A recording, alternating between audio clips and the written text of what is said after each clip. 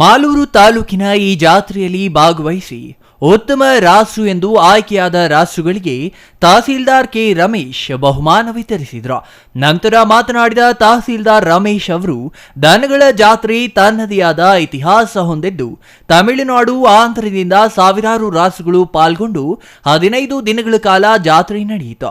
ಉತ್ತಮ ರಾಸುಗಳ ಆಯ್ಕೆಯಲ್ಲಿ ತಾಲೂಕಿನ ಟೇಕಲ್ ಹೋಬಳಿಯ ಕ್ಷೇತ್ರನಹಳ್ಳಿ ವೆಂಕಟೇಶ್ ಗೌಡರ ರಾಸು ಪ್ರಥಮ ಸ್ಥಾನಕ್ಕೆ ಆಯ್ಕೆಯಾಗಿದ್ದು, ಅವರಿಗೆ 30,000 ಚೆಕ್ ಹಾಗೂ ಪ್ರಮಾಣ ಪತ್ರ ನೀಡಲಾಗಿದೆ.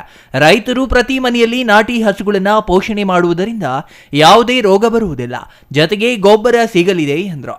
ಆಯ್ಕೆಯಾದ ರಾಸುಗಳಿಗೆ ಬಹುಮಾನ ಮಾತ್ರ ನೀಡುತ್ತಿಲ್ಲ, ಉತ್ತಮ ರಾಸುಗಳ ಮತ್ತಷ್ಟು ಪೋಷಣೆ ಮಾಡುವ ಉದ್ದೇಶದಿಂದ ಪ್ರೋತ್ಸಾಹವಾಗಿ ಪ್ರಶಸ್ತಿ ಹಾಗೂ ನಗದು ಬಹುಮಾನ ನೀಡಲಾಗುತ್ತದೆ ಎಂದರು.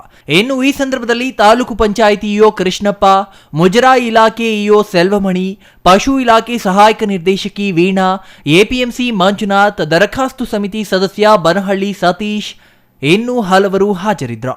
MP Prakash, CTV news, Malur.